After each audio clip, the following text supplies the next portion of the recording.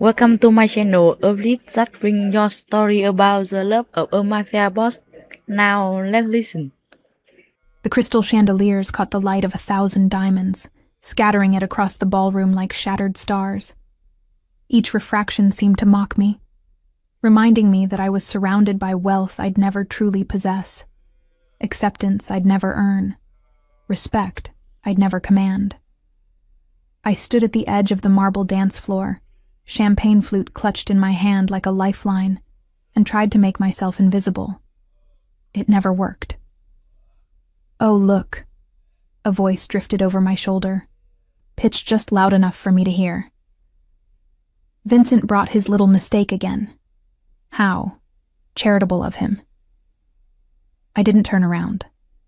I'd learned long ago that acknowledging them only made it worse. Instead, I took a small sip of champagne, focusing on the way the bubbles burned slightly against my tongue, the cool crystal of the glass against my palm, anything but the knot of humiliation tightening in my stomach.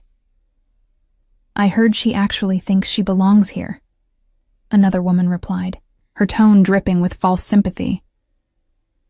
"Poor thing. Someone should tell her that wearing a designer dress doesn't change what she is." What I was. The bastard daughter. The living, breathing reminder of Vincent Bennett's indiscretion 23 years ago. The stain he refused to hide, parading me through these events like some twisted declaration that he answered to no one, not even the unspoken rules about keeping your mistakes quiet. My mother had been a waitress at one of his clubs.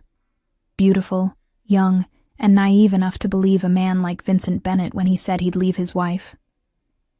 She'd died when I was 7, leaving me with nothing but her green eyes, her dark hair, and the dubious legacy of being Vincent's acknowledged but illegitimate child.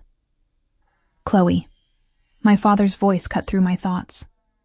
I turned to find him approaching, his silver-streaked dark hair perfectly styled, his tuxedo immaculate. At 60, Vincent Bennett commanded every room he entered with the kind of power that made strong men nervous and weak men terrified. "Stop lurking in corners. You're a Bennett. Act like it." The irony wasn't lost on me. I was a Bennett when it suited him, when he wanted to prove a point or make a statement, but never quite Bennett enough to be introduced to his legitimate children as their sister. Never quite family enough to be welcomed at the Thanksgiving table with his wife and sons.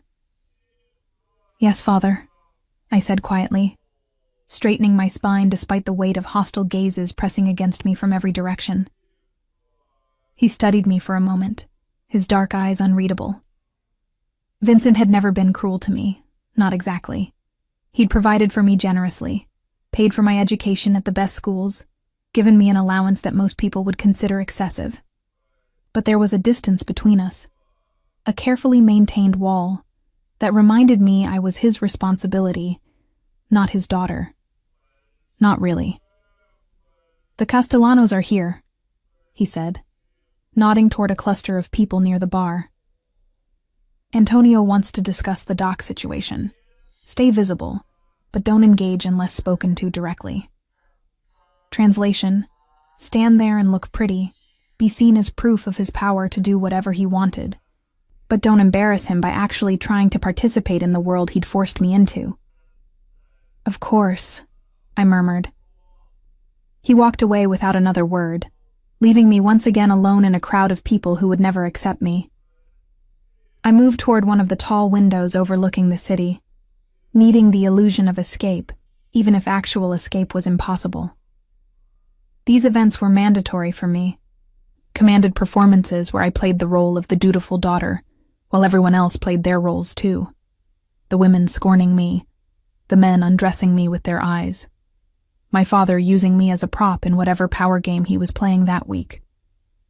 Chloe Bennett. The voice was male, smooth, and far too close.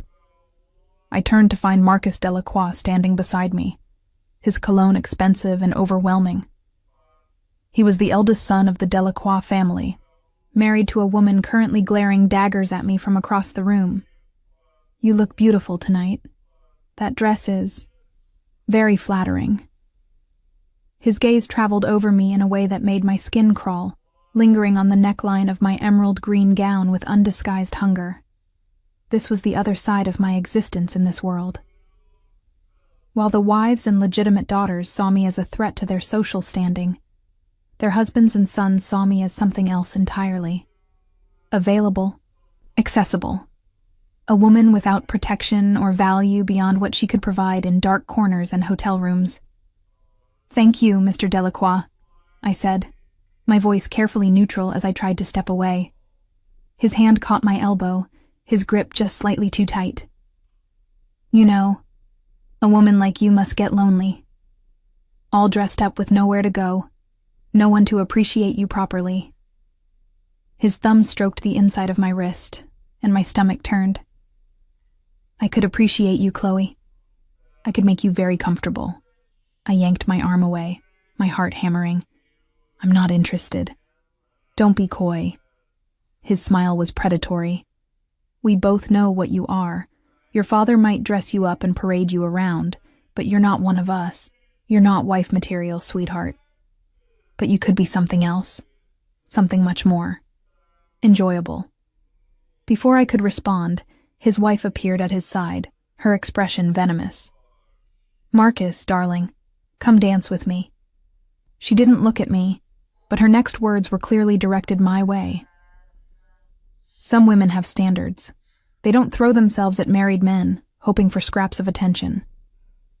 They walked away, leaving me shaking with a volatile mixture of anger, humiliation, and helplessness. This was my life, caught between women who hated me for existing and men who saw me as prey.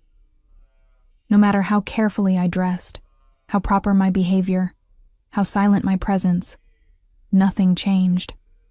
I was the stain, the mistake, the thing that didn't belong. The rest of the evening passed in familiar agony. I circulated through the ballroom, a ghost at my own father's event, ignored by some, scorned by others, propositioned by too many. By the time midnight approached, my face hurt from maintaining a neutral expression, and my feet ached in the Louboutins my father had sent over that morning. I was considering slipping out early, consequences be damned, when the room's energy shifted. Conversations faltered, heads turned, and a ripple of tension moved through the crowd like a physical force. He entered alone, which was unusual. Men like him always traveled with an entourage, a visible display of power and protection. But Dominic Russo walked into the Bennett charity ball as if he owned it, as if every person in the room existed solely for his amusement, and he might decide at any moment whether they were worth his attention. I'd never met him, but I knew who he was. Everyone in this world knew Dominic Russo. While families like the Bennetts and Delacroix had spent generations building their empires through strategic marriages and carefully cultivated legitimacy, the Russos had taken a different path. They were brutal, efficient, and terrifyingly effective. Dominic had inherited his family's operations 5 years ago, and had immediately set about expanding them with a ruthlessness that made even hardened criminals nervous. He was younger than I'd expected, perhaps 35, with dark hair that looked artfully disheveled and a face that could have belonged to a Renaissance statue, if not for the hardness in his eyes. Those eyes, cold and assessing, swept across the ballroom with the kind of attention that suggested he was cataloging every person, every exit, every potential threat. And then they landed on me. I froze, champagne glass halfway to my lips, as Dominic Russo's gaze locked onto mine across the crowded ballroom. For a moment that stretched into eternity, we simply stared at each other. I should have looked away, should have done anything other than meet the eyes of the most dangerous man in the room, but I couldn't move. His expression was unreadable, but something flickered in those dark eyes. Recognition? Interest? I couldn't tell, and the uncertainty made my pulse race with a mixture of fear and something else I didn't want to examine too closely. He started moving through the crowd, and panic spiked through me. He was coming toward me. Why was he coming toward me? I glanced around desperately, looking for my father, for anyone who might intercede, but Vincent was deep in conversation with the Castellanos, and no one else was paying attention to me. They never did, until it was too late. Miss Bennet. His voice was deep, controlled, with an edge that suggested violence was always an option, just carefully leashed. He stopped directly in front of me, close enough that I could smell his cologne, something dark and expensive like cedar and smoke. We haven't been formally introduced. I'm Dominic Russo. I know who you are, I said, then immediately regretted how breathless I sounded. His lips curved into something that might have been a smile if it had reached his eyes. Of course you do. Just as I know who you are. Chloe Bennet, Vincent's beautiful daughter who isn't quite a Bennet at all. The casual cruelty of the statement should have hurt, but coming from him, it sounded different. Not mocking, but observant, as if he was simply stating a fact about the world we both inhabited. What do you want, Mr. Russo? I asked, lifting my chin despite the way my heart was hammering. Dance with me. It wasn't a request. The words were delivered with the same casual command he might use to order an execution, and the room seemed to collectively hold its breath. Dancing with Dominic Russo would be making a statement, aligning myself publicly with a man my father viewed as a rival, possibly an enemy. I don't think that's a good idea, I said carefully. I don't recall asking if you thought it was a good idea. He extended his hand, and I noticed for the first time that his knuckles were scarred, evidence of violence done personally rather than delegated. Dance with me, Chloe Bennet. Unless you'd prefer to spend the rest of the evening being propositioned by married men and insulted by their wives. The accuracy of his observation stole my breath. How long had he been watching me? How much had he seen? Before I could respond, I felt, rather than saw, the circle of hostile attention that had formed around us. Wives who'd spent the evening cutting me with words now watched with barely concealed fury, their husbands' faces contorted with impotent rage. And in the center of it all stood Dominic Russo, his hand still extended, waiting for my answer with the patience of a predator who knew his prey had nowhere to run. I placed my hand in his fingers closed around mine with possession that felt both protective and dangerous, and he led me onto the dance floor with fluid grace. The orchestra, as if on cue, began playing a waltz, and Dominic pulled me into his arms with a familiarity that suggested he knew exactly how bodies fit together, exactly where to place his hands for maximum control. You're trembling, he observed as we began to move. You're terrifying, I replied honestly. That earned me a genuine smile, the first one I'd seen from him, and it transformed his face entirely. Good. You should be terrified. But not of me, Chloe. Never of me. I didn't understand what he meant. But before I could ask, his attention shifted to something over my shoulder, and his expression went cold. I glanced back and saw Marcus Delacroix watching us, his face flushed with what might have been anger or arousal or both. That one, Dominic said quietly, his voice pitched only for me. He propositioned you earlier, didn't he? Suggested you could be comfortable if you were willing to spread your legs for a married man who sees you as nothing more than convenient pussy. The crude language should have shocked me, but I found myself nodding. How did you know? I've been watching you for months, Chloe Bennet. His hand tightened on my waist, pulling me infinitesimally closer. I've seen how they treat you. The women who fear you'll corrupt their perfect lives. The men who think you're fair game because your father won't protect you. I've watched you endure it with dignity that would shame queens. Why? The question escaped before I could stop it. Why watch me? Why care how they treat me? He was quiet for so long I thought he wouldn't answer. Then, as the waltz brought us into a turn that placed us at the center of the floor, every eye in the room fixed on us, he spoke. Because you're mine. The words hung between us like a declaration of war. Mine. as if I were property to be claimed, a possession to be acquired. I should have been furious, should have pulled away from him and slapped his arrogant face in front of everyone. But the certainty in his voice, the absolute conviction, did something strange to me. It didn't feel like objectification. It felt like protection. "I'm not anyone's," I managed to say, though my voice lacked conviction. "You've been mine since the moment I saw you at the Castellano wedding 6 months ago," he continued, guiding me through the waltz with expert precision. "Standing alone on that terrace, watching the fireworks with an expression that said you'd rather be anywhere else. You looked so beautifully out of place, like a dove among vultures." My breath caught. I remembered that night. I'd escaped to the terrace to avoid yet another married man's wandering hands, seeking a few moments of peace before my father noticed my absence and dragged me back inside. "You were there?" I asked. "I'm always there, Chloe. Watching. Waiting." His dark eyes held mine, intense and unwavering. "I've watched Marcus Delacroix and a dozen men like him proposition you. I've watched their wives tear you apart with words while their husbands undressed you with their eyes.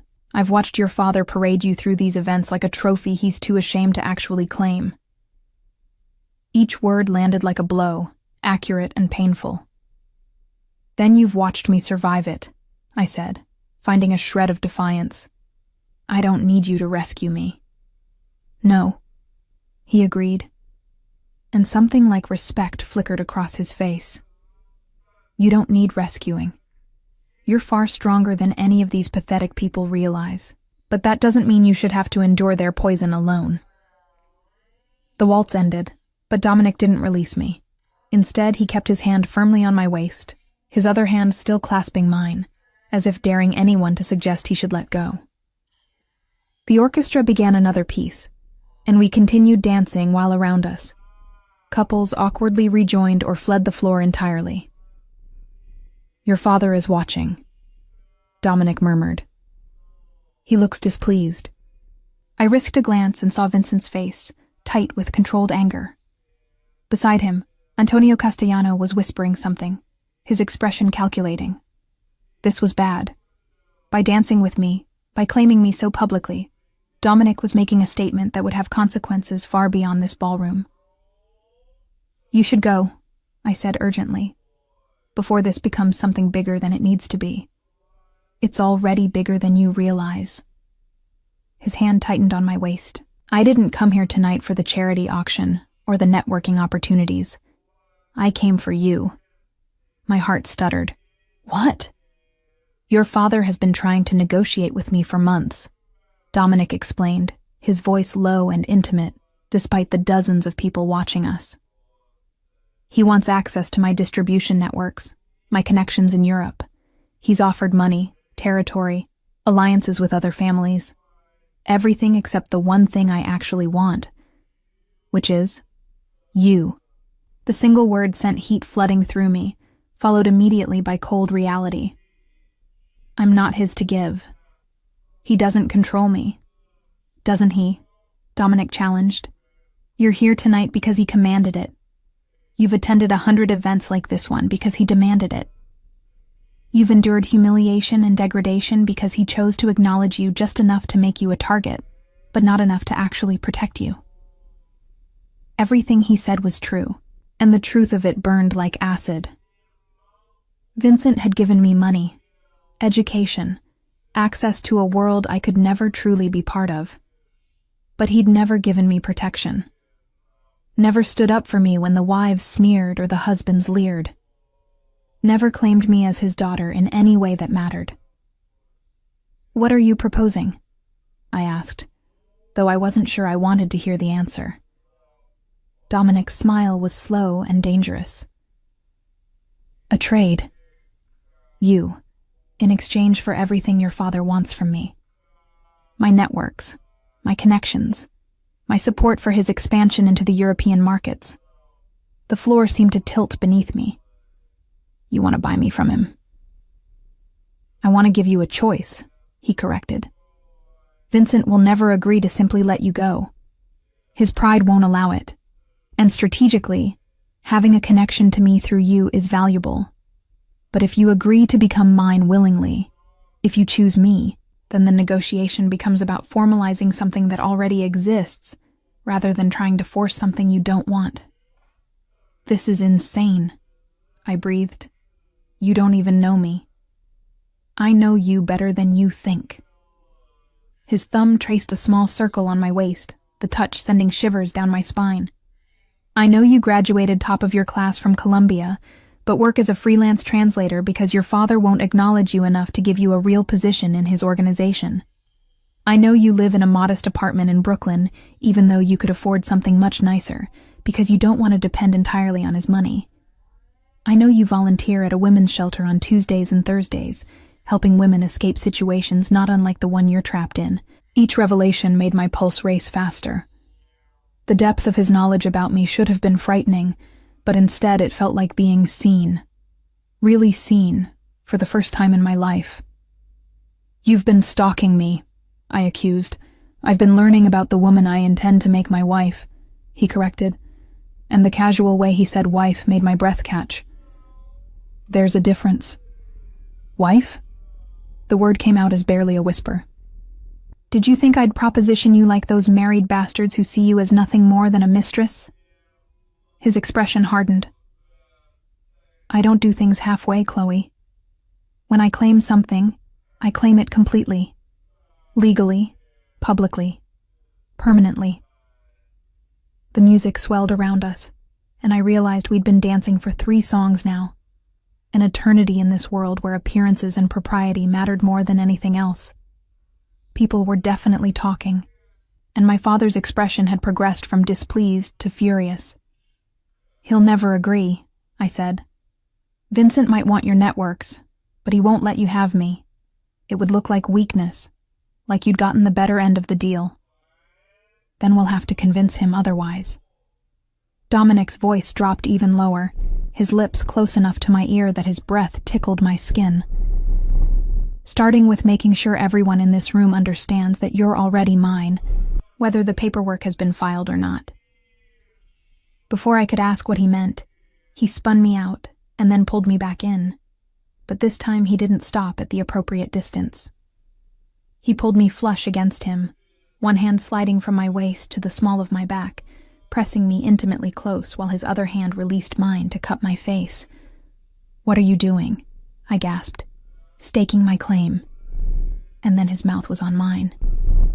The kiss was possession and promise and threat all at once. His lips moved against mine with expert precision, coaxing a response I shouldn't give, not here, not in front of everyone. But my body had other ideas, melting against him despite my brain screaming that this was wrong, was dangerous, was going to have consequences I couldn't begin to imagine. Around us, I heard gasps, shocked whispers, the scandalized murmurs of a society that lived by unspoken rules Dominic had just shattered. He kissed me like he owned me, like he had every right to my mouth and my body and my future. And God help me, I kissed him back. When he finally pulled away, his dark eyes glittered with satisfaction. Now everyone knows. I opened my mouth to respond, but Vincent's voice cut through the moment like a knife. Russo. My father's tone could have frozen fire. A word. Now. Dominic's hand remained possessively on my waist as he turned to face Vincent. Of course, but Chloe comes with me. We discuss this together, or we don't discuss it at all. Vincent's jaw tightened, but after a moment, he nodded curtly. My office. 5 minutes. As my father stalked away, I became aware of the stares, the whispers, the speculation rippling through the ballroom. Marcus Delacroix looked like he wanted to murder someone. His wife looked like she'd swallowed poison. And a dozen other faces reflected variations of shock, calculation, and barely concealed fury. What have you done? I asked Dominic, my voice shaking. He smiled, and it was the smile of a man who'd just won a war. I've claimed you publicly. Now no one will dare touch you without going through me first. You've made me a target. No, he corrected, his hand tightening on my waist. I've made you untouchable. There's a difference. He led me through the crowd, which parted before us like water before a shark. I caught glimpses of faces as we passed, reading a dozen different emotions, but landing most frequently on fear. They were afraid of Dominic Russo, afraid of what his interest in me meant, afraid of how the balance of power had just shifted in ways they couldn't yet calculate. Vincent's office was on the second floor, a sanctuary of dark wood and expensive leather that reflected his taste for traditional displays of power. He was already there when we arrived, standing behind his desk with his hands braced on the mahogany surface, his expression thunderous. "Have you lost your mind?" he demanded the moment the door closed behind us. Kissing her in the middle of my charity ball, in front of every family in the city. I was making a statement, Dominic replied calmly, guiding me to one of the leather chairs before taking a position beside me, standing close enough that the message was clear. We're together. One that I thought would clarify our ongoing negotiations. Clarify? Vincent's laugh was bitter. You've complicated everything. The Delacroix are furious. Marcus has been pursuing Chloe for months, and you just publicly humiliated him. Marcus Delacroix has been sexually harassing your daughter for months, Dominic corrected, his voice going cold. And you've done nothing to stop it because you don't actually see her as your daughter. You see her as a convenient prop in your power games. Vincent's face flushed with anger. How I treat my family is none of your concern. It became my concern the moment I decided Chloe would be my wife.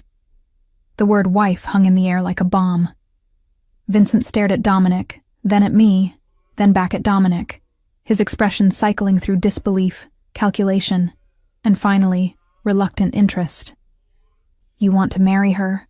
He said slowly. I do. In exchange, you get everything you've been asking for. My European networks, my distribution channels, my support for your expansion. Full alliance between the Russo and Bennett families, sealed by marriage. Vincent was quiet for a long moment, his eyes narrowing as he processed the offer. I could practically see him calculating the benefits, weighing the political implications, considering how this would position him against his rivals. And what does Chloe get out of this arrangement? He asked, surprising me by actually considering my interests. Protection, Dominic said immediately. Respect, a position in society that can't be questioned. Everything she should have had from you but never did. The barb landed, and Vincent's jaw tightened. But he didn't argue, because we all knew it was true. Chloe, my father said, addressing me directly for the first time since we'd entered the office. Do you want this? Did I? I'd known Dominic Russo for less than an hour. He'd declared me his without asking, kissed me in front of hundreds of people, and was now negotiating for me like I was territory to be acquired. Every rational part of me screamed that this was wrong, was dangerous, was a trap I'd never escape from. But then I thought about what my life had been. Years of humiliation, of being neither fully accepted nor completely rejected, of watching married men proposition me while their wives scorned me, of standing alone at events like tonight with no protection and no escape. Dominic Russo was offering me something different, something that terrified me and tempted me in equal measure. I looked up at him, at this dangerous man who claimed to have been watching me for months, and saw something in his dark eyes that I'd never seen directed at me before. Not lust, though that was there too. Not calculation, though he was clearly strategic. But something else. Something that looked almost like reverence. Yes, I heard myself say. I want this. The engagement was announced the next morning in every major newspaper and online outlet that mattered. Russo-Bennett alliance sealed through marriage. The headlines proclaimed, accompanied by photos from the ball showing Dominic kissing me in the middle of the dance floor. I looked dazed in the pictures, overwhelmed, like a woman who'd just had her entire life rearranged without permission, which I supposed I had. I was still in my Brooklyn apartment when my phone started ringing. The first call was from a number I didn't recognize. Then another, and another. By the time the sun was fully up, I had 23 missed calls and a text message from my father. "Pack your things. You're moving to Russo's estate today. Send me your address, and I'll have your belongings collected." Not a question, not a discussion. Just another command in a lifetime of commands. I was still staring at the message when there was a knock at my door. Through the peephole, I saw a man I didn't recognize, tall and broad-shouldered in an expensive suit that screamed private security. "Miss Bennett?" He called through the door. "I'm Marco, Mr. Russo's head of security. He sent me to ensure your safety and assist with your move." Of course he did. I opened the door to find not just Marco but 2 other men, similarly dressed and obviously armed based on the way their jackets hung. "Mr. Russo wants you moved to his estate by noon," Marco explained, his tone professional, but leaving no room for argument. "We're here to help pack and provide security during the transition." "I haven't agreed to move in with him," I protested weakly. Marco's expression didn't change. "With respect, Miss Bennett, you agreed to become his wife last night. In Mr. Russo's world, that means you're already his to protect, and he can't protect you adequately when you're living alone in an apartment building with minimal security." He wasn't wrong. My building had a front door that buzzed people in, and absolutely nothing else in terms of security. If any of the families who saw me as a threat or an opportunity wanted to reach me, they could do so easily. "Fine," I conceded, moving aside to let them in. "But I pack my own personal items." The next few hours passed in a blur of activity. Marco's team efficiently boxed my books, kitchen items, and furniture, while I packed clothing, toiletries, and the few things that mattered to me personally.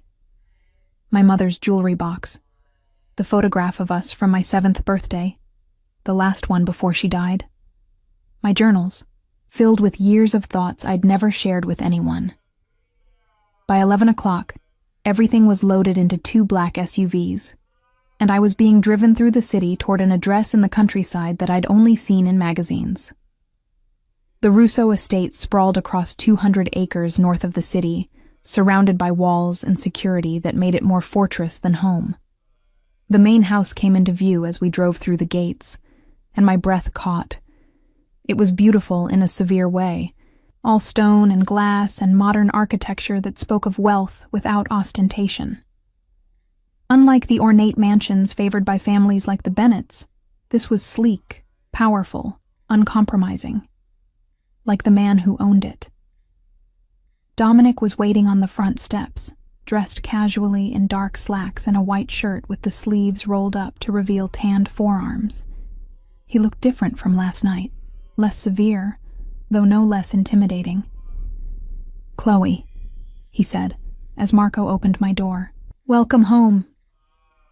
Home. The word felt foreign on his lips, but the way he looked at me, with that same intensity from the ball, made something warm unfurl in my chest.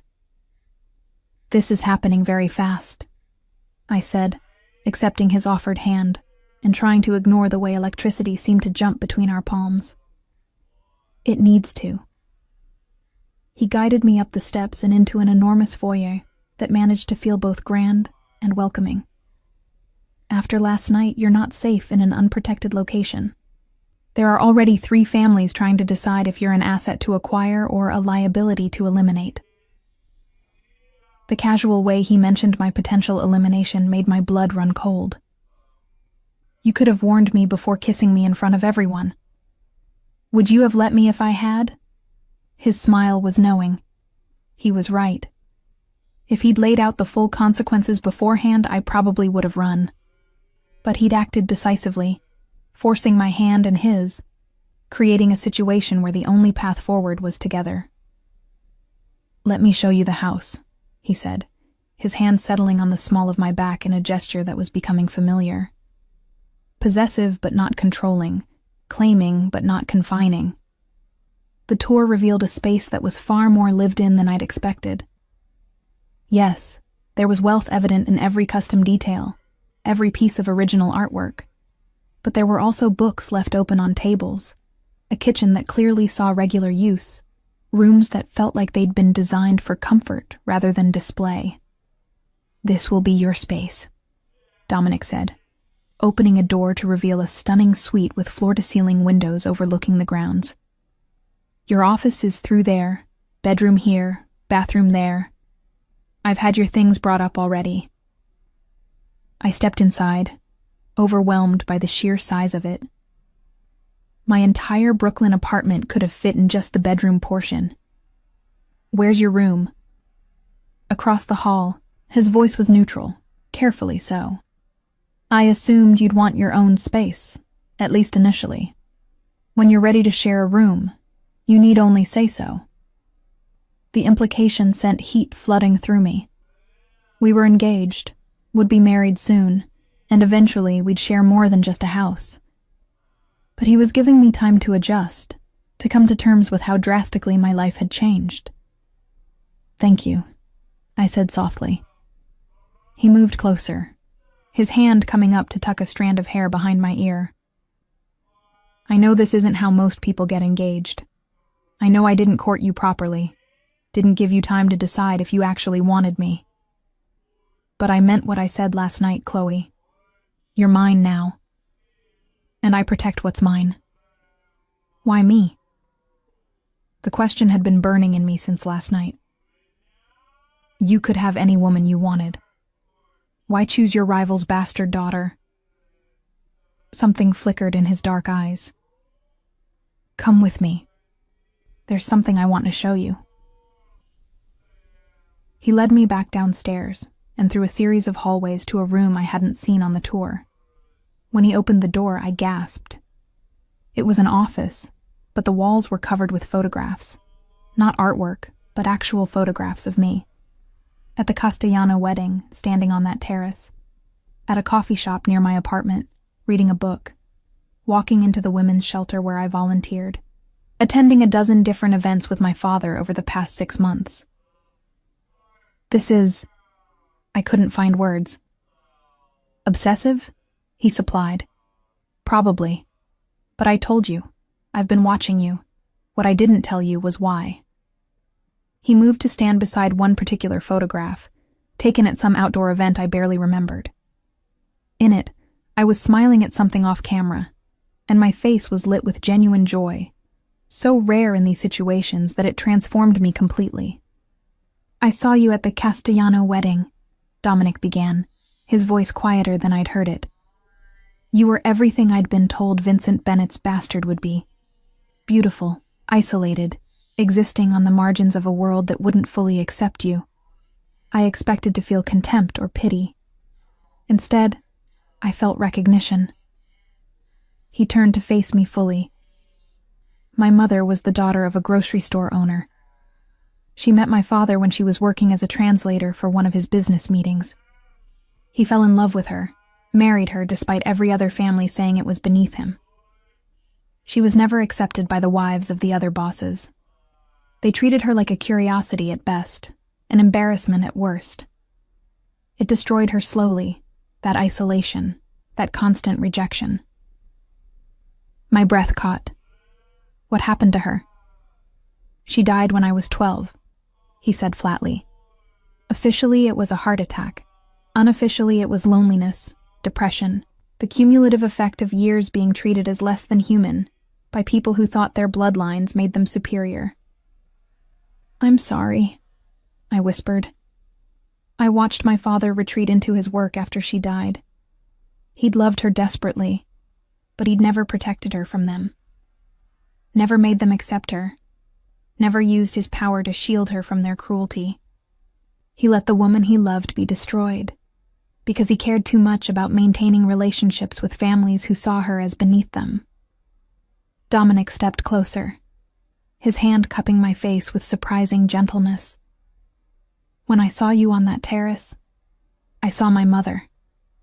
Alone at an event surrounded by people, maintaining dignity despite the poison being directed at you. And I swore I would never be like my father. I would never stand by and watch someone He paused, then continued. Someone important to me be destroyed by these vultures. You don't even know me, I protested, though my voice was weak. I know enough. His thumb stroked my cheekbone. I know you're strong enough to endure years of humiliation without becoming bitter. I know you're kind enough to volunteer at a shelter helping women escape abuse even though no one's ever protected you from it. I know you're brilliant enough to have graduated at the top of your class despite having no family support system. And I know that when I kissed you last night, you kissed me back like you'd been waiting for it as long as I had. He was right about that last part. The kiss had awakened something in me I'd thought long dead. A hunger for connection, for being wanted not despite what I was, but because of it. What happens now? I asked. Now we prepare for war, he said simply. Because making you mine has upset the delicate balance of power in this city. The families who saw you as available for their sons, or as a useful pawn in negotiations with your father, they're going to push back. Some will try to break our engagement. Others will try to eliminate you as a threat. All of them will be watching, waiting for us to show weakness. How do we fight them? His smile was sharp and dangerous. By becoming exactly what they fear. By making you not just my fiancé, but my partner. By giving you the tools and power to stand as my equal. To command respect not through family bloodlines, but through your own strength. He moved to a desk and pulled out a folder, handing it to me. Inside is information on every major family in the city. Their businesses, both legitimate and otherwise. Their alliances, their weaknesses, their secrets. Starting tomorrow, you're going to learn everything about the world you're entering, and then you're going to help me reshape it. I opened the folder, scanning pages dense with information that would take days to fully process. Why give this to me? Why not just keep me as a trophy wife like everyone expects? Because I don't want a trophy, Dominic said, his voice intense. I want a queen. Someone who can stand beside me, who understands the game we're playing and how to win it. Someone who can protect herself when I'm not there and can protect others when I am. His words awakened something in me that had been dormant for years. Not just the desire to survive in this world, but the desire to master it. To take all the pain and humiliation I'd endured and transform it into power. When do we start? I asked. His smile was approving. Right now. We spent the rest of the day in his office, Dominic walking me through the complex web of relationships that governed organized crime in the city. He explained how the families were connected through marriages, business arrangements, and carefully balanced territories. He showed me where the weaknesses were, which alliances were genuine, and which were marriages of convenience waiting to fracture. Your father is overextended, he said, pointing to a chart that mapped out Vincent's various operations.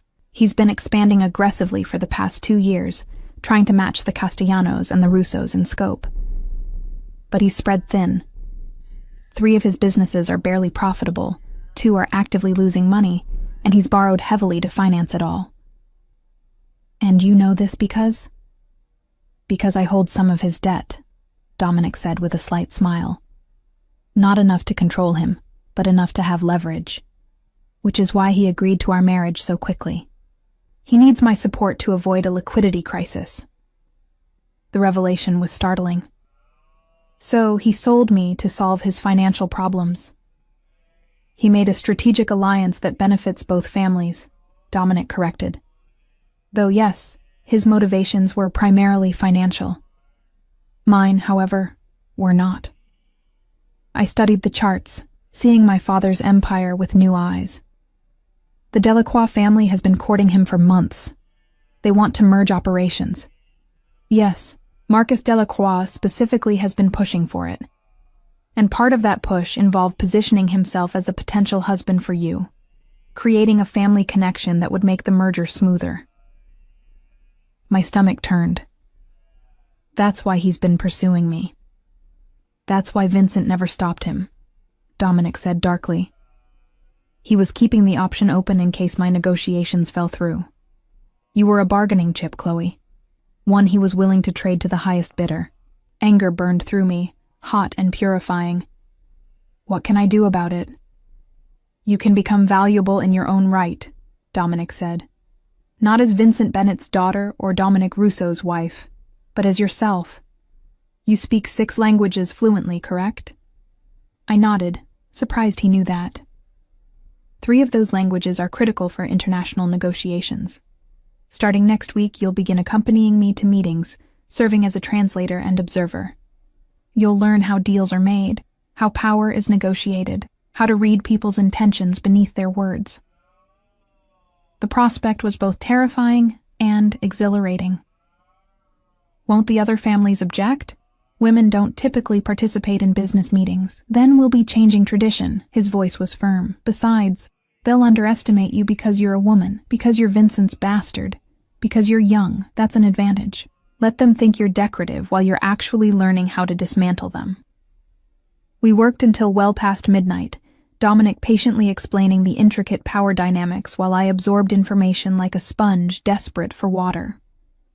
When my eyes finally began to droop with exhaustion, he called for dinner to be brought to the office, and we ate while continuing to discuss strategy. You should rest, he said eventually, noticing me stifling a yawn. Tomorrow we have meetings with 3 families who want to express concerns about our engagement. It will be a long day. I stood, my body stiff from hours of sitting, and found Dominic had risen as well, moving around the desk to stand close to me. Thank you, I said softly. For this. For giving me tools instead of just protection. You deserve both. His hand came up to cup my face, and I found myself leaning into the touch. Sleep well, Chloe, and dream of the empire we're going to build together. He kissed me then, gentle and promising. A stark contrast to the claiming kiss from the ball. This was different, intimate, like a secret shared between us in the quiet darkness of his office. When he pulled away, I felt the loss of his warmth acutely. Good night, Dominic, I whispered. Good night, my queen. Word count, 348 words. I'll continue with parts 4, 5, and 6. Continue our 21 to 32. Orchestrated narrative continuation with precise word count parameters. The user wants me to continue with parts 4, 5, and 6. I need to maintain the word count requirements. Part 4. Minimum 1230 words. Maximum 1300 words. Part 5. Minimum 1200 words. Maximum 1300 words. Part 6. Minimum 1200 words.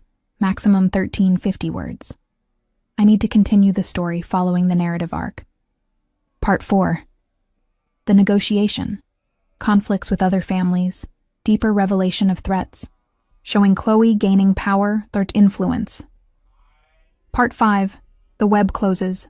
Complications, deepening relationship. Chloe using her newfound knowledge. Part 6. The point of no return.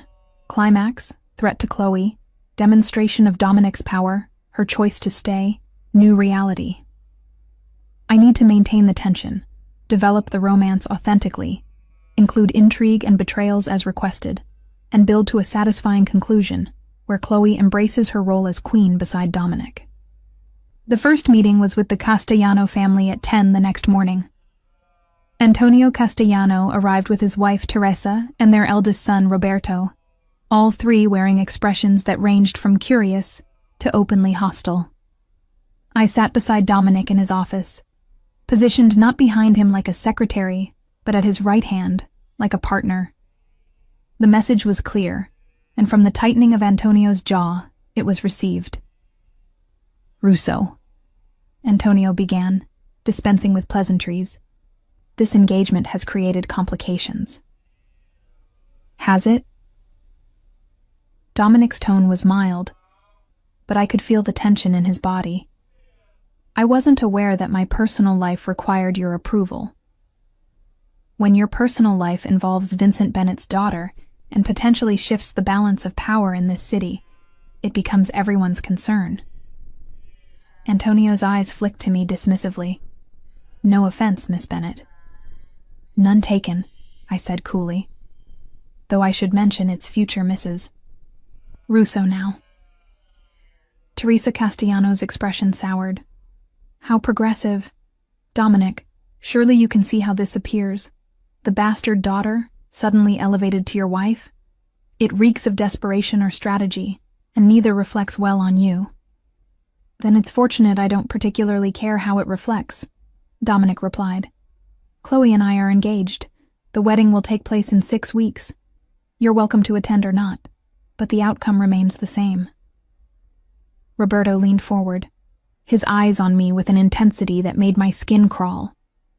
6 weeks is very fast. One might wonder if there's a reason for the rush. The implication was clear and disgusting. Before Dominic could respond, I did. One might wonder, I said, meeting Roberto's gaze steadily, why you're so interested in my reproductive status. Is it curiosity, or are you upset that Dominic claimed me before you could proposition me at the next charity event? The room went silent. Roberto's face flushed red, and Antonio's eyebrows rose in surprise. Teresa looked like she'd swallowed something bitter. Chloe speaks 6 languages fluently, Dominic said into the silence, his hand finding mine under the table and squeezing approvingly, including Italian, Portuguese, and Mandarin. She'll be accompanying me to international negotiations from now on, serving as translator and advisor. Advisor? Antonio's tone was incredulous. She's barely been in this world for more than a few days, as anything other than Vincent's embarrassment. Which means she sees it with fresh eyes, Dominic countered, unclouded by decades of tradition and outdated thinking. Already she's identified 3 weaknesses in our current approach to the European markets that we've all been too blind to see. It was true. Last night, while studying his business dealings, I'd noticed patterns that didn't make sense, inefficiencies that suggested someone was either incompetent or deliberately sabotaging operations. I'd pointed them out to Dominic, who'd looked at me with a mixture of surprise and admiration. This is ridiculous, Teresa said. A woman, especially one with her background, has no place in our business discussions. Then perhaps, I said quietly, you should reconsider which businesses you're involved in. Because the world is changing, Mrs. Castellano. And families that cling to old prejudices are going to find themselves obsolete. Dominic's fingers tightened on mine, and I couldn't tell if it was warning or encouragement. Probably both. Antonio stood, signaling the meeting's end. You're making a mistake, Russo. This girl will be your downfall. On the contrary, Dominic rose as well, pulling me up with him. She'll be my greatest asset, but I appreciate your concern. After the Castellanos left, Dominic pulled me into his arms, his laugh rumbling through his chest. You magnificent creature. Did you see Antonio's face when you mentioned the European markets? I was terrified, I admitted, my heart still racing. You were perfect. He pressed a kiss to my forehead. And you were right about Roberto. He had planned to proposition you at the next event. I have 3 sources confirming it. The thought made my stomach turn. How many men were circling me like that? More than I'd like to count. His expression darkened.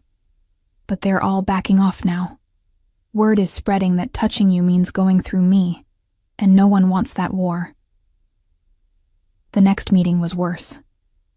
Marcus Delacroix arrived alone, his expression barely concealing his rage. You stole what was mine, he said without preamble, not even sitting down. I was never yours, I replied before Dominic could speak. I was never anyone's property to be stolen. Your father and I had an understanding, Marcus continued as if I hadn't spoken. You were to marry me, creating an alliance between our families. The contracts were nearly finalized. My blood ran cold. What contracts? You didn't know? Marcus's smile was cruel. Vincent agreed to the marriage 3 months ago. Pending only my finalizing the business arrangements, you were to become my wife.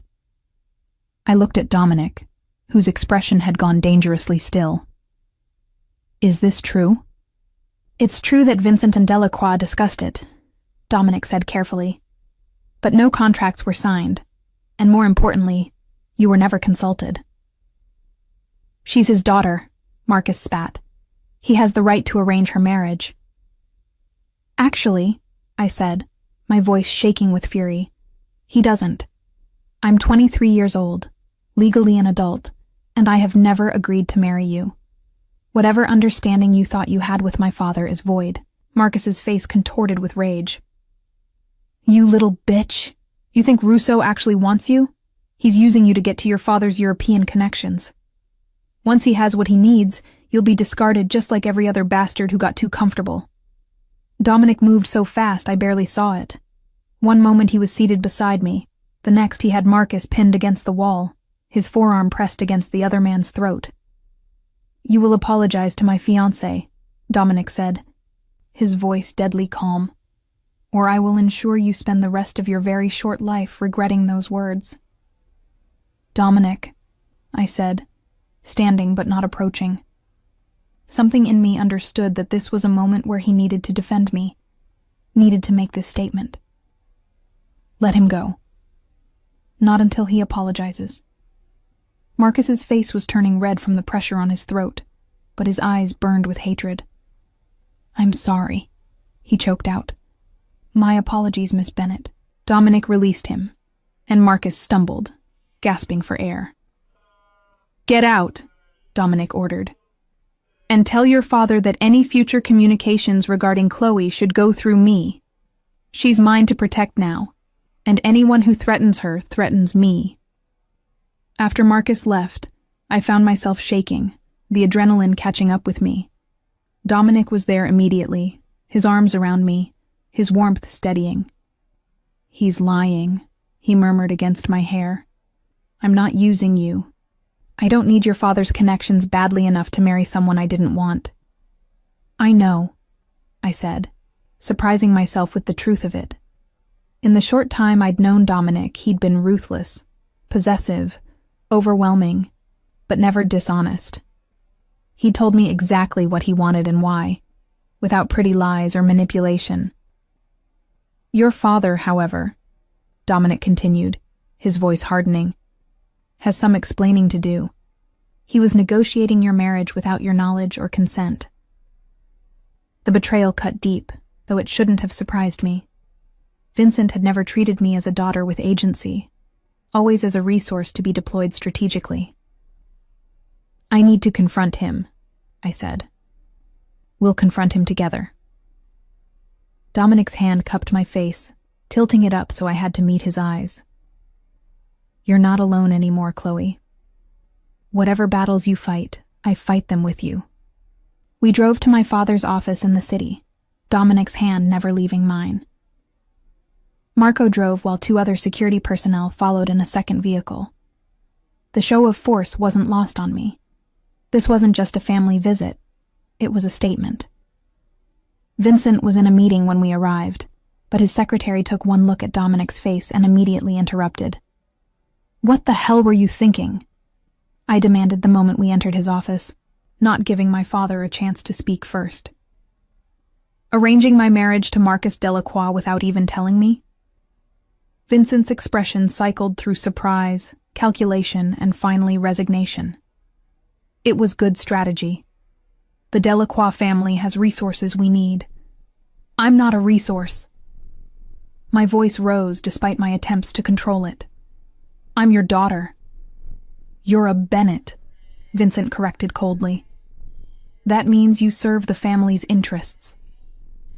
She's a Russo now, Dominic interrupted, his voice like ice.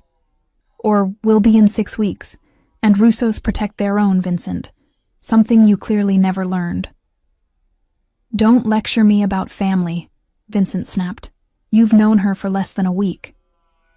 And in that week, I've given her more consideration and respect than you have in 23 years. Dominic shot back. She's not a bargaining chip. She's not a consolation prize for Marcus Delacroix's bruised ego. She's brilliant, capable, and worthy of being valued for who she is, not what she can provide through marriage. Something flickered in Vincent's eyes. Not quite shame, but close. The arrangement with Delacroix is void now anyway. Your engagement announcement killed that deal. Good, I said flatly. And for the record, I'm done being paraded at your events. If you want me there, you ask politely and respect my decision if I decline. I'm not your prop anymore. You're still my daughter, Vincent said. And for the first time, there was something almost like hurt in his voice. Then act like I'm your daughter, I challenged. Not your bastard, not your embarrassment, not your strategic asset. Your daughter. The silence stretched between us, heavy with years of unspoken pain and resentment. Finally, Vincent nodded slowly. You're right, he said quietly. I've treated you poorly. Used you without considering what you might want. I told myself it was business, that personal feelings had no place in our world. But watching you with Russo, seeing you stand up for yourself, it reminded me of your mother. She had that same fire. The mention of my mother made my throat tight. She would have hated how you treated me. Yes, Vincent agreed. She would have. And I'm sorry, Chloe. Truly sorry. It wasn't forgiveness, not yet. But it was a beginning. The wedding is in 6 weeks, I said. You're invited, as my father. Not as Vincent Bennett, the crime boss, but as my father. If you can manage that distinction. I'll be there, he promised. As we left his office, Dominic's arm wrapped protectively around my waist. I felt something shift inside me. For the first time in my life, I wasn't caught between two worlds, desperately trying to belong to one, while being rejected by both. I was creating my own world, with my own rules, beside a man who saw me as an equal rather than an asset. That was brave, Dominic murmured as we reached the car. That was terrifying, I corrected, but necessary. My queen, he said, and this time the words felt earned rather than given. The next 4 weeks passed in a whirlwind of preparation, education, and transformation. Dominic kept his word about making me his partner, bringing me to meetings where I translated negotiations with European contacts and observed how power was wielded in rooms where decisions worth millions were made with handshakes and subtle threats. I learned quickly how to read body language across cultural barriers, how to identify when someone was lying in a language I barely spoke, how to position myself in a room so I appeared non-threatening while actually controlling the conversation's flow. The other families watched with varying degrees of skepticism and concern as I became more visible at Dominic's side. Some dismissed me as a novelty that would fade. Others recognized the threat I represented, a crack in the traditional order where women were decorative rather than functional. It was the women who surprised me most. I'd expected continued hostility from the wives and daughters who'd spent years scorning me. Instead, some began approaching me quietly, cautiously, asking questions about how I'd convinced Dominic to treat me as an equal. I didn't convince him, I told Gabriella Russo, Dominic's cousin's wife, during a rare moment alone at a family dinner. He chose to see me that way. Then you're luckier than most of us, she said softly. My husband loves me, but he'd never dream of including me in business discussions. Says it's too dangerous, that he's protecting me by keeping me ignorant. I heard the frustration beneath her words, the intelligence being wasted because tradition said women should be sheltered rather than empowered. What if we changed that? I asked, an idea forming. Over the next weeks, I quietly began building something unprecedented, a network of the wives and daughters, sharing information they gathered from their husbands' unguarded moments, teaching them to translate their observations into actionable intelligence. Dominic noticed, of course. He noticed everything. "You're recruiting," he said one night as we reviewed documents in his office, our nightly routine that had become my favorite part of each day. "I'm empowering," I corrected. "These women hear everything, see everything, but they're dismissed as decorative. Imagine what we could accomplish if we actually listened to them." His smile was slow and appreciative. "You're going to reshape this entire world, aren't you?" "We're going to reshape it," I corrected. "Together." He pulled me into his lap then, his arms wrapping around me as his lips found mine. These moments of intimacy had become more frequent as the wedding approached, though Dominic still maintained separate bedrooms, still gave me space to adjust to the enormity of what we were building. But the restraint was wearing thin for both of us. I could feel it in the way his hands lingered on my waist, the way his kisses grew deeper and more demanding, the way he looked at me when he thought I wasn't watching. "3 more weeks," he murmured against my neck, his teeth grazing sensitive skin. "3 more weeks until you're legally mine." "I'm already yours," I breathed, surprising myself with the truth of it. His arms tightened around me. "Say that again." "I'm yours, Dominic." I turned in his lap so I could see his face, see the hunger and possession and something deeper in his dark eyes. "I was probably yours from that first night at the ball, even though I didn't want to admit it." "Chloe," he groaned, his control visibly fraying. "If you keep talking like that, I won't be able to wait 3 more weeks." "Then don't," I challenged, my own desire overriding my nervousness. "I don't need the wedding to make this real. It's already real." Something fierce and triumphant flashed across his face. "Are you sure?" In answer, I kissed him, pouring every ounce of want and trust and feeling I couldn't yet name into it. He responded immediately, standing with me in his arms and carrying me across the hall to his bedroom, the one I'd never entered. What followed was claiming and discovery and completion all at once. Dominic worshipped my body with a reverence that made me feel cherished, even as his possession made me feel owned. And when he finally made me his completely, the physical act sealing what had already been true emotionally, I understood why he'd insisted I was his from the beginning. Because he was right. I was his. And he was mine. Afterward, lying tangled in his sheets with his arms wrapped around me, I felt safe in a way I'd never experienced before. Not just physically safe, though Dominic's protection was absolute, but emotionally safe. Safe to be myself, to be vulnerable, to be powerful. "I love you," I whispered into the darkness, the words escaping before I could second-guess them.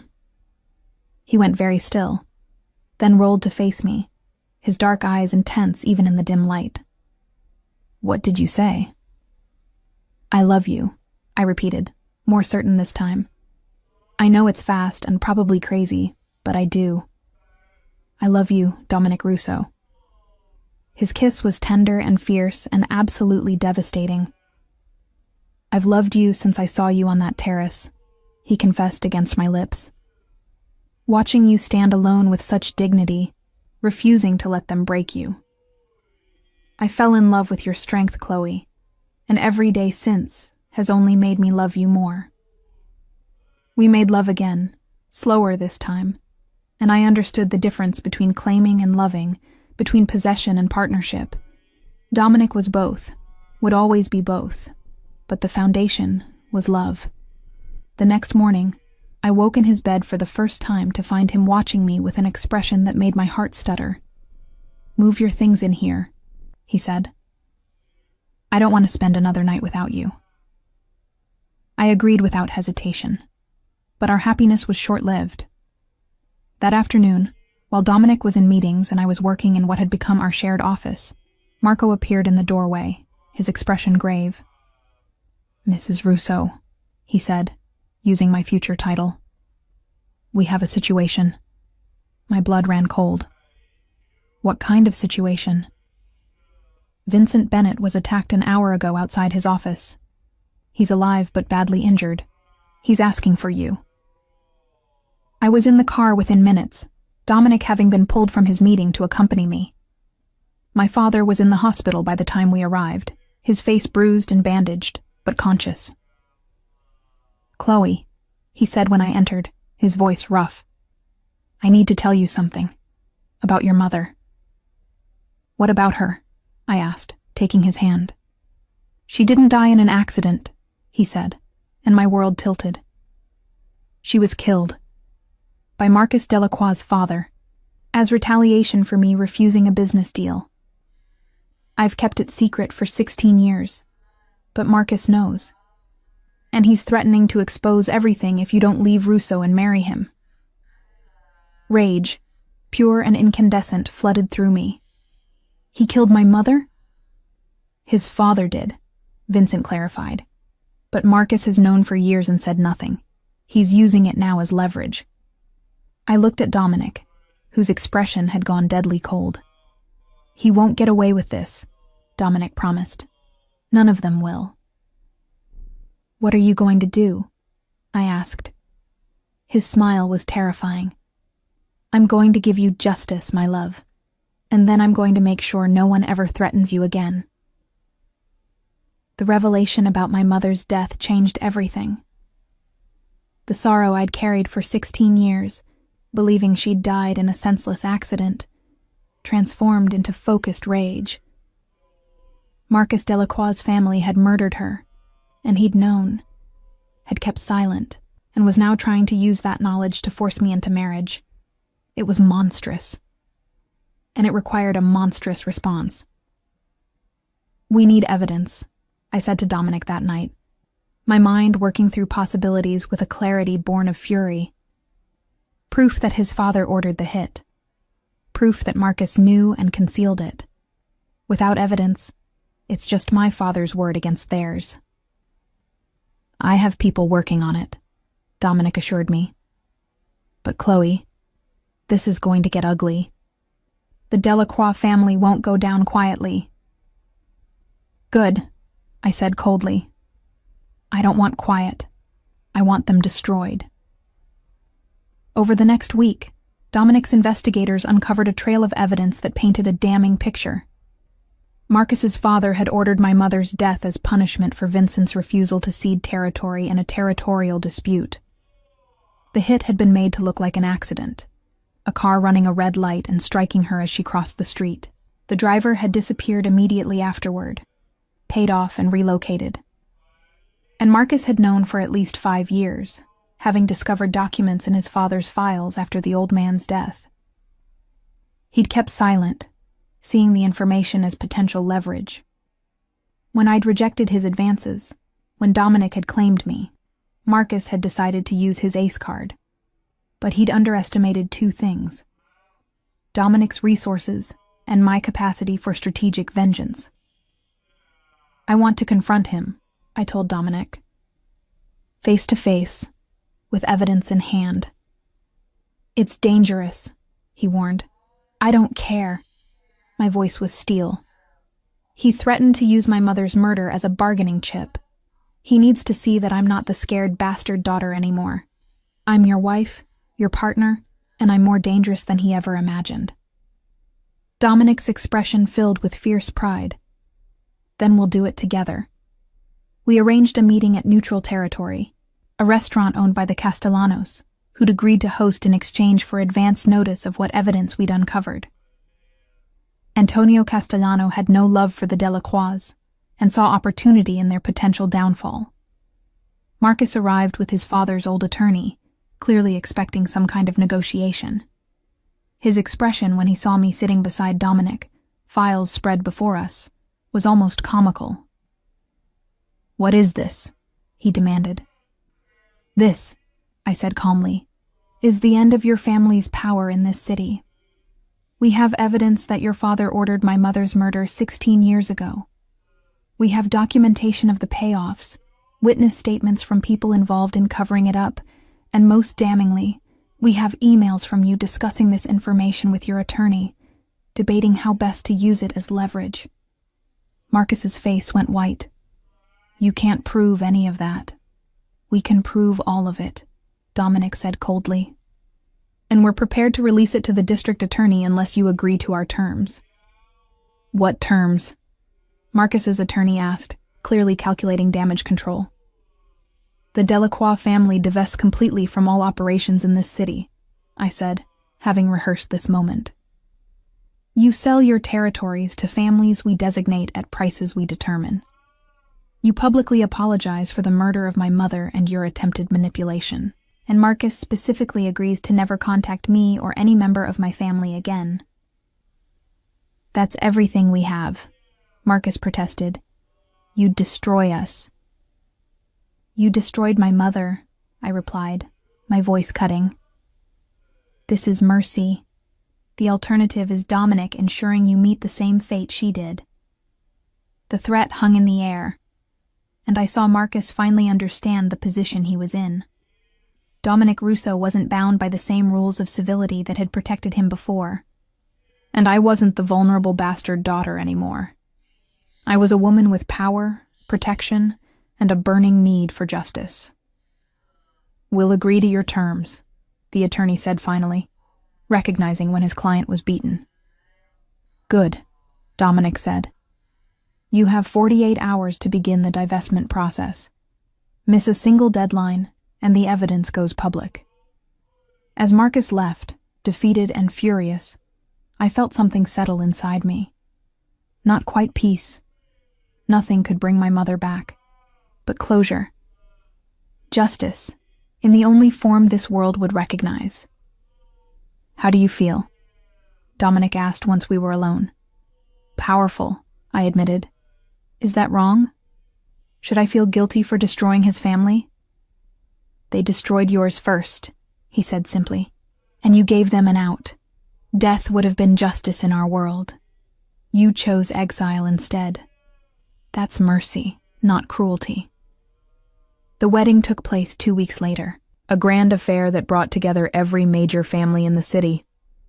I walked down the aisle in a gown that cost more than my mother had earned in her lifetime, toward a man who'd given me everything she'd been denied.